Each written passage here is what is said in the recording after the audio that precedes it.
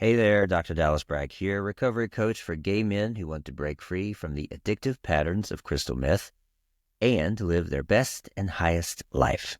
Today we are talking about the 5 pillars of breaking out of autopilot so you can take control of your life. If you have experience with crystal meth, you know how it feels when you are in the car, headed to the party, but you don't want to go.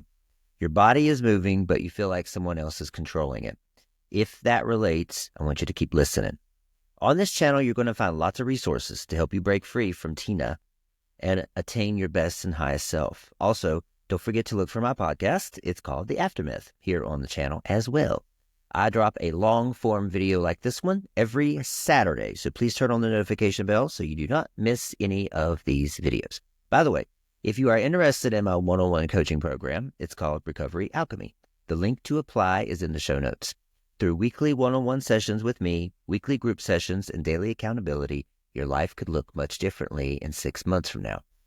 All right, so for those in early recovery, the pressure of resisting the pull of crystal meth can almost be too much to bear.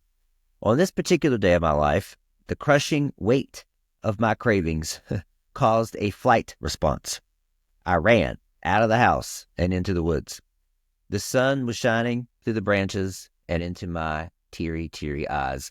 I stood there holding my phone. I wanted to text my dealer, but I also didn't want to text my dealer. My body was shaking. It was summer. There was summer heat, but I was shaking like I was freezing. My heart was racing. But looking down at my phone, and I was sobbing, I began deleting every dealer and user contact that I could think of. This took place a year into my abstinence from crystal meth.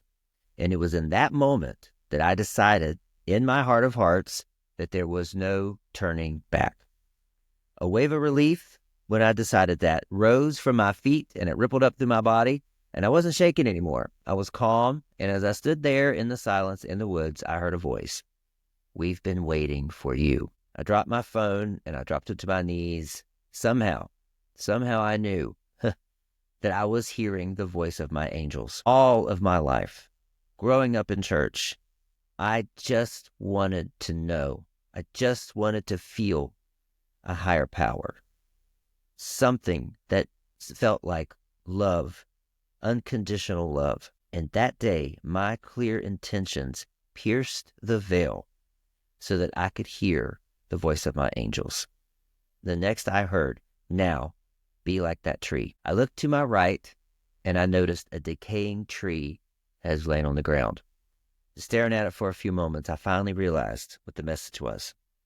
Everything I thought I was, like that tree, would be decomposed. What would be left is my true self, my soul self, who I was before addiction, who I was before the world told me who I was. That day began the journey of my ego death, observing my shadows, learning my beliefs about myself, overriding them, and processing my triggers, unraveling all of that shit that blocked my internal light. That is recovery. Listen, you're not just fighting addictive patterns here.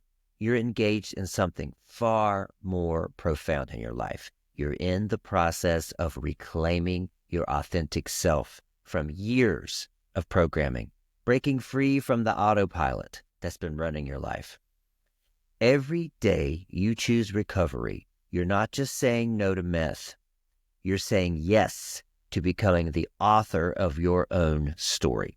All right, so let's look at the 5 pillars for breaking free from autopilot. Number 1, understanding your programming. Listen, computers were designed to mimic our subconscious minds. And since we were born, the subconscious has been fed code to build its programming. This data comes in the form of life experiences, impressions, and emotions that become our belief system or our operating system, right? This operating system is always running in the background, always learning and always adapting. And more often than not, we allow the program to dictate our decisions. And just like any computer program, our subconscious is wired to repeat predictable cycles and patterns, and that is where addiction is born. The subconscious noticed that meth provided intense pleasure, deep connections, and temporary escape from your emotional pain. Now, it treats these experiences as survival necessities. Just like food or just like sleep, it thinks you need it. Each time you used, it strengthened these neural pathways and created a complex web, triggers, responses, and behavioral loops. These loops might include the muscle memory of your using ritual, whatever that may be, turning to Grindr or Sniffies when you feel bored or ugly or alone, the learned association between sex and crystal meth, the instinct to use when you're feeling emotionally vulnerable or emotionally overwhelmed, the automatic reach for the phone to contact your dealer when you're stressed, like I was doing that day. The key skill to be learned here is to observe when you are acting from the programming and immediately do the opposite. Your programming also includes deeper patterns, right? That existed even before you found crystal meth. Childhood messages about your worth, learned responses to emotional pain, internalized shame about your sexuality, beliefs about what you deserve in life, etc., etc. Recovery is unpeeling and unpacking all of that. Number 2, the power of pattern interruption. Every time you break a routine, take a different route home, or respond differently to an old trigger, you're throwing a wrench in your subconscious programming. You want to become unpredictable to your own programmed responses, because this leads to the operating system pausing to wait for you to tell it what's next instead of the other way around. Imagine a big cursor blinking in your brain, waiting. Pattern interruption works because it forces your brain out of autopilot. And when you've used crystal meth, your brain creates thousands of neural pathways like well-worn trails throughout a forest. Trails that would normally take years to develop, formed with the first puff. Each time you take these paths, they become deeper and more automatic. Pattern interruption is about bushwhacking new trails in your brain. And I use the term bushwhacking because it will require some deliberate labor from you. Examples of powerful pattern interruptions could be start as small as getting out of bed on a different side. It may sound asinine, but it sets the tone for you to look for ways to interrupt patterns all day. Any moment you reach for your phone, put it down and turn it off. If you associate certain music with using, create completely new playlists with different genres. If you habitually check certain websites or apps when you're triggered, install blockers and replace the habit with meditation. If your nightly routine is TikTok scrolling, put the phone in a different room and read a book. Remember, the subconscious loves efficiency and it loves routine. So by deliberately making things less efficient and routine, you force your brain to create new pathways. And that's the point here. By the way, I accept 2 new clients per month. If you want one-on-one accountability in building your new pathways, I accept 2 clients a month into my one-on-one coaching program called Recovery Alchemy. If you're interested in working with me, click the link in the video notes below. All right, number 3, rewriting your algorithm. Just as social media algorithms learn from what you click on, your brain learns from what you feed it. Each thought, each action and choice is like clicking like on content.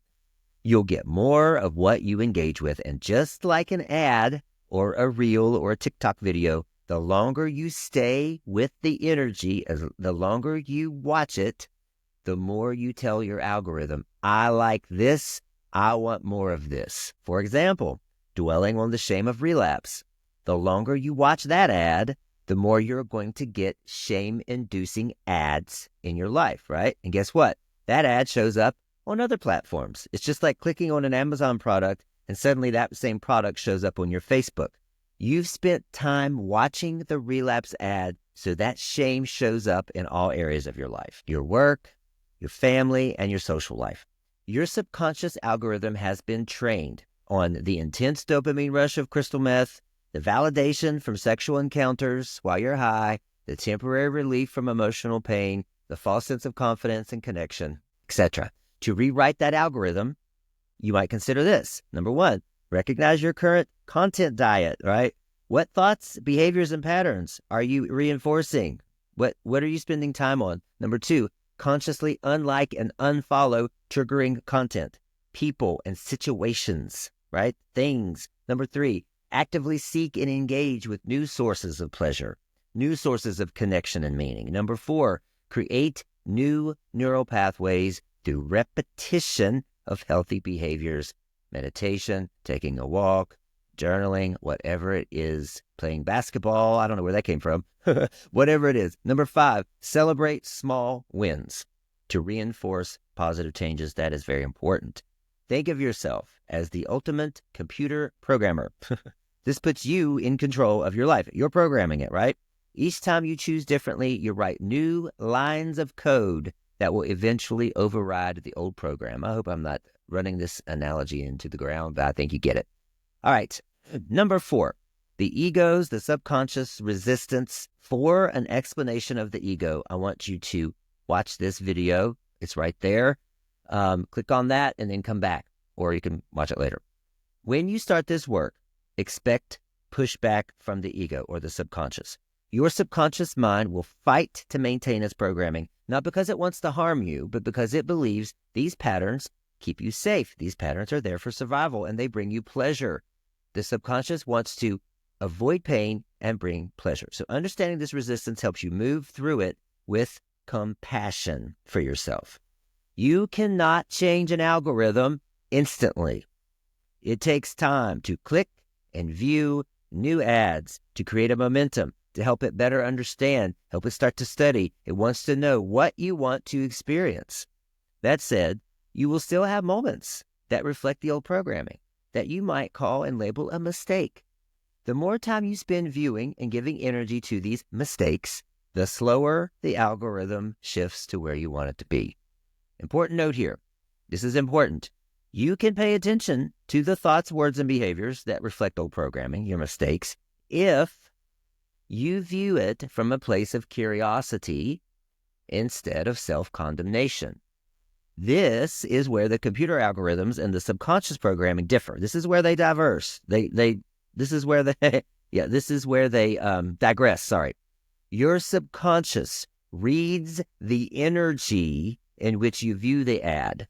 A computer algorithm, a social media algorithm can't read your energy, right? So if you are watching an ad from a place of victimhood and despair, your subconscious thinks you want more opportunities to be a victim in despair. Watching an ad, your mistake, from a place of being a compassionate observer gives you more opportunities to love yourself.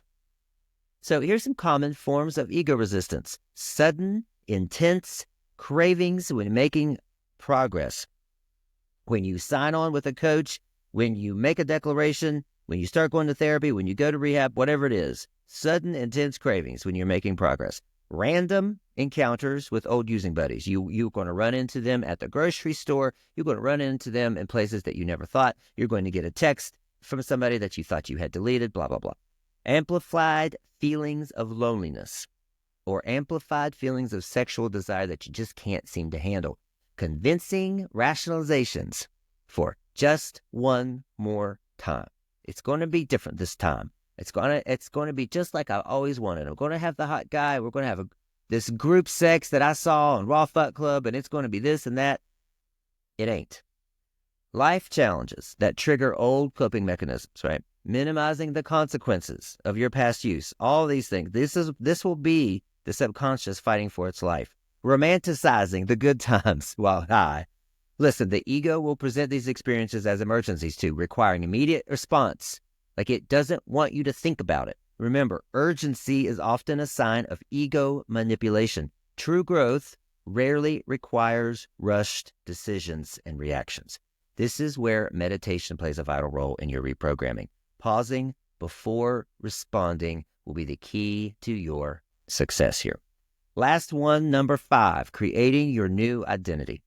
Recovery isn't just about stopping crystal meth use. If you listen to me at all, you've heard me say that. It's about unbecoming everything you think you are. Every moment is an opportunity to declare a new I am statement that aligns with your authentic self rather than your programming. Do you want to say, I'm an addict? Because clicking on that ad will bring you more and more examples to confirm what you want to see. How do you want your feed to look in your life? Like a lifetime addict living in fear of the next relapse? If that's what you want your feed to look like, then keep saying it. I'm a victim. I'm an addict. This is your once-in-a-lifetime opportunity to design and declare how you will show up in the world. For help in designing a vision for yourself, also see my visioning workshop. Click the little banner there. Your new identity emerges from conscious choices that align with your values, but you have to know what the values are first, right?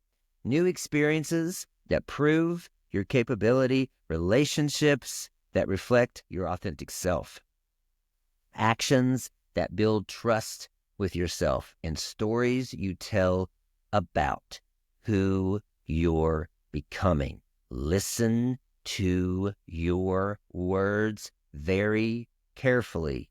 Sometimes the less the better. Listen to how you narrate your story. Listen to how you talk about yourself and your experiences. What are you labeling? How are you speaking about it? How are you feeding the algorithm? What are you creating for your life? I'm not saying to deny the past or deny things and be Pollyanna. We don't want to bypass the pain, but we also don't want to live there. Dragging your past into the present holds you back from your future. You get to decide what your struggles have taught you and how they've made you stronger. Listen again. You get to decide what your struggles have taught you, how to label them, and how they've made you strong. When you want to reconstruct your identity reconstruction involves, number one, identifying toxic beliefs installed by trauma and addiction. Those beliefs, remember, are the thoughts you keep on thinking about yourself. Number two, challenging the I am statements that you are saying that keep you stuck. Number three, creating new declarations based on who you choose to be. That overwrites the old programming. Number four, taking actions that reinforce your new identity. Putting the phone down or whatever it is, take an action. Number five, surrounding yourself with people who see and support your growth and do not keep reminding you of your past.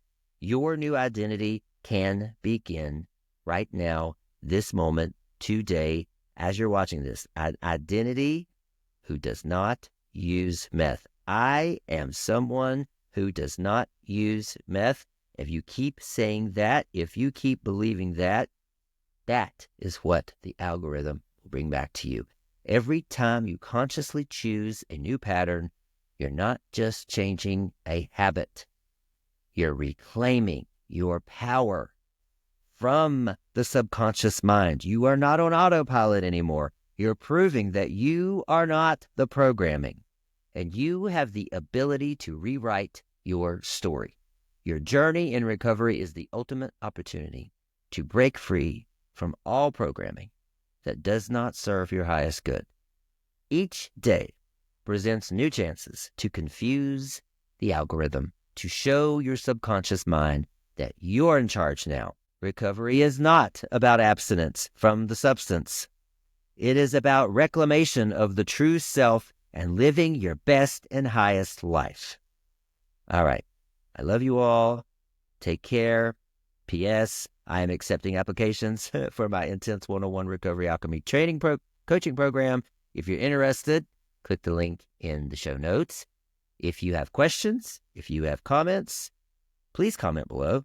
Tell me what you thought of this video. If you have subject matter that you'd like for me to talk about, I'm all ears. Let's have a discussion.